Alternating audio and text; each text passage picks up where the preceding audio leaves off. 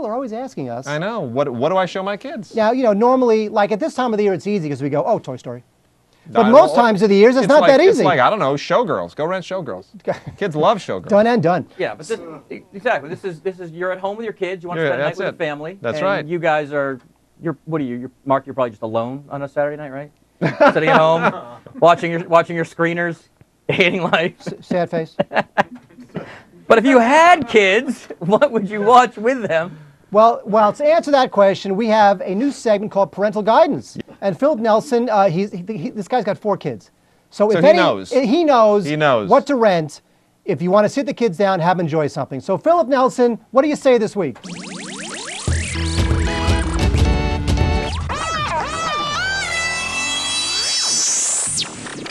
Hi, I'm Philip Nelson, father of 4, and I'm going to be hosting a new segment on Stupid for Movies called Parental Guidance. In this segment, we're going to talk about a movie that you can go out and rent with your family and give you a breakdown of each movie so that you can be an informed parent when you put that DVD in the player. Tonight, we're going to talk about Battle for Terra. Battle for Terra is an animated action movie that is set on a planet called Terra. The humans have traveled from a destroyed Earth and they're looking for a new home, and they find this perfect planet, but there's one problem. There is a peaceful race of aliens living there.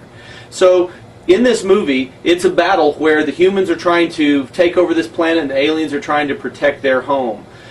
There's a lot of action, and it's a really, really fun movie that my kids really enjoyed. But it's not your average happy, feel-good animated film. There's a lot of gray areas, and there's really no good or bad decisions. I mean, the humans are just trying to find a place to live. The aliens are just trying to protect their homeland. And it makes for some interesting discussion with the kids. Here on Parental Guidance, we're going to break the movies down into a couple different categories so that you can make a good decision if you're going to rent this or not. And those categories are action, romance, language, peril, and adult enjoyment. We're going to give Battle for Terra a 4 for action because really it is one action-packed movie from beginning to end. Lots of fight scenes, space battles with spaceships attacking, abductions of the aliens, and a lot of escapes and attempted escapes. So it is definitely action-packed, so we're going to rate this one a 4. Now in the romance category, I'm going to give it a 2. You know, there's actually no true romance,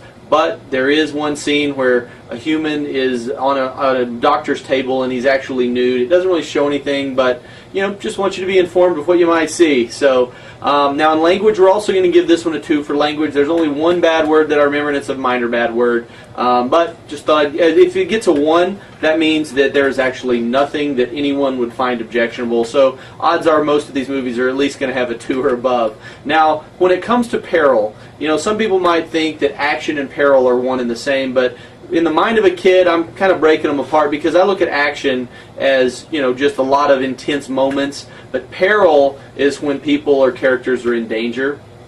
And I know when my kids watch movies, you know, they're not really as bothered by the action, but when someone's in danger, my youngest can really my 5-year-old actually can get a little disturbed. So in Battle for Terra, we're going to rank it a 5 for peril, and, you know, in every scene, someone's in danger. There's a scene at the beginning when the humans are first exploring the planet where they're actually kidnapping aliens to kind of check them out before they invade. And so families are being ripped apart, kids are taken away from their parents, and that's a little intense. And also there's a scene where one of the main characters, Mala, her dad, she goes on a rescue mission to the human ship, and the dad, in an effort to save his daughter, actually sacrifices himself by being blown out of an airlock, and that was actually one of the most intense moments in the movie. And then there's a third scene that I want to point out to you, where there's a human who is torn between helping the aliens and helping the humans, because he definitely sees both sides and he has a dilemma. And the colonel actually throws him in this room, and he has a choice of saving his brother or the alien that helped him. And it's a very intense moment. I'm not going to tell you what happens because that's part of the fun of the movie.